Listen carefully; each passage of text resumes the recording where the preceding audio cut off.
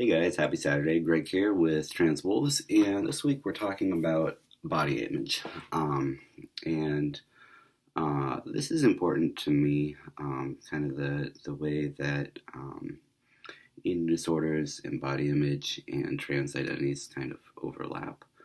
Um, and The first time I kind of came across a connection between uh, trans identity and eating disorders was when I read Ryan Salon's book Second Son a couple of years ago, and I found that really helpful.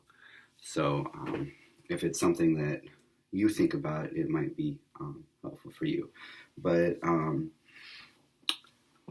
it doesn't seem like as a community we talk about it that much, and I don't know if it's because we feel like after you transition and you get far enough along, then you're supposed to just be fine and a-okay and totally happy and just shouldn't have anything to say about it. But for me, it's definitely still a daily battle, and like as a kid, a young kid, like I knew I didn't have a penis, and it really bummed me out, but um, I thought that, I would, how I felt in relation to my body would, I'd feel like I belonged in it after puberty. And for me, it definitely had the opposite effect. I felt 1,000 times worse when I started seeing, all the changes that puberty brings. And kind of my way of dealing with that was that I was going to, like maybe my dissatisfaction with my body was because of the fact that I didn't have the ideal body. So if I could be, the ideal female-bodied person, then maybe I could like myself and what I saw when I looked in the mirror. And from that I developed an eating disorder, and kind of fought that back into submission by the end of high school. And then when I was in college, I joined ROTC and the Guard, and started failing height and weight in PT tests. And I'd have one of the highest PT scores in the company, and then they would weigh me and tell me that I was obese and that I had to lose weight or else there'd be serious consequences, and you're not going to get your commission, you're not going to do this, you're not going to do that. And it was really stressful. So I kind of went back to the eating disorder kind of habits, and it got pretty dark. And then kind of after college, sort of like my end of my bachelor's, and a little after, I started kind of I came out as queer and started to embrace I guess a butch dyke sort of androgynous kind of identity. Started lifting heavy, and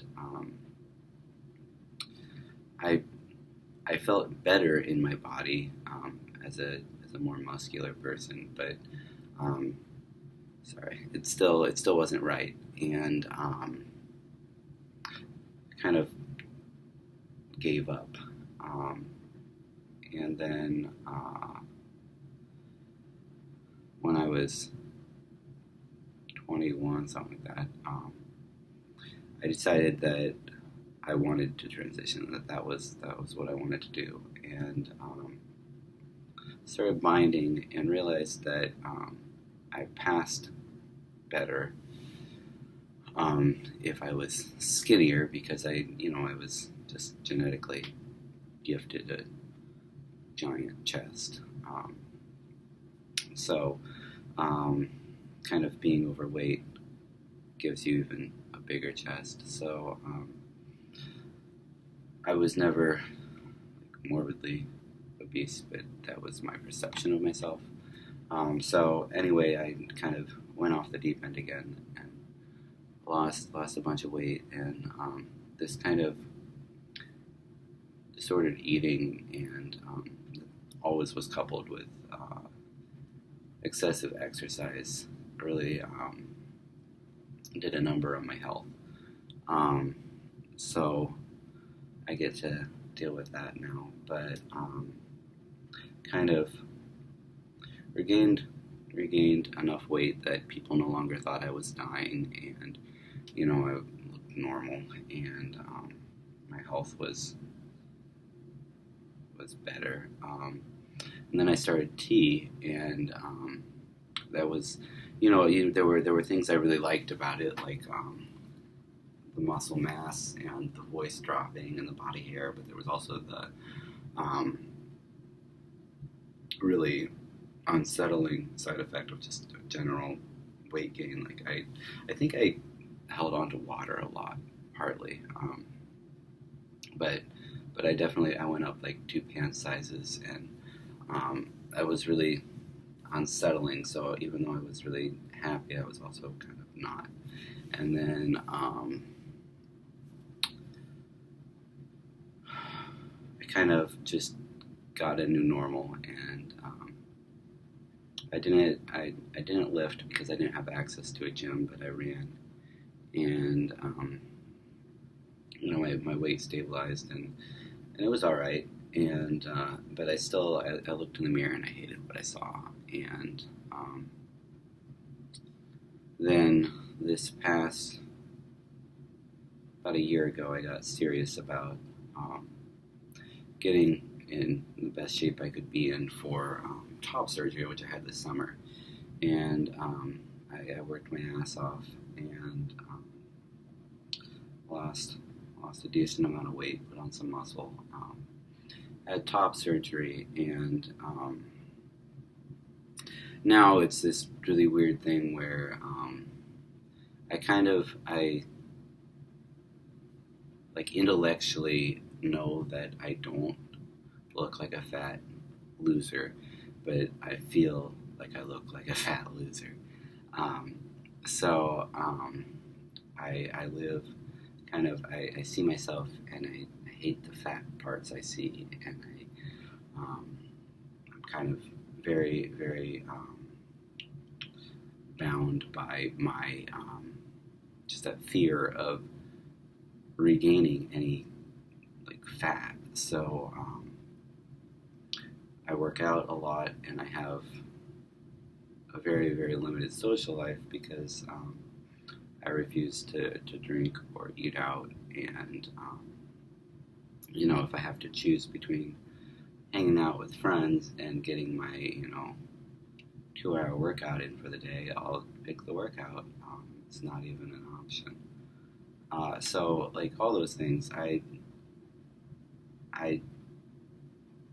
don't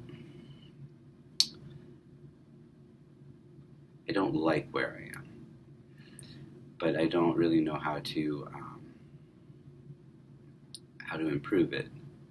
Like my mental my mental perception, and I feel like there's definitely a stigma about talking about it, and I guess the less people look at you and see a fat loser, the less willing they are to hear you voice any concern about the fact that you think you're a fat loser. Not that anyone ever wants to hear that, but yeah. So anyway, there's that.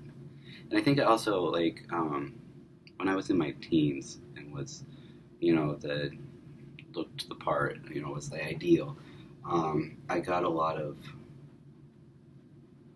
like, affirmation from people that, thought that I was, like I should feel great about myself and that I looked great. And like now, I think it's because I'm a full-grown man, and you don't tell full-grown men, uh, that they look good or they don't look good, or you know, not like you do to women. Comment on their appearance, I guess, but it's hard because you feel like you put so much work in, and you don't know. You know that you can't trust how you see yourself, but also no one tells you how you look. And anyway, I'm rambling now, but yeah, I think it's something that we need to talk about. And if you have thoughts or comments, I would love to hear them. Throw them in the comments. And happy holidays. I will see you next week.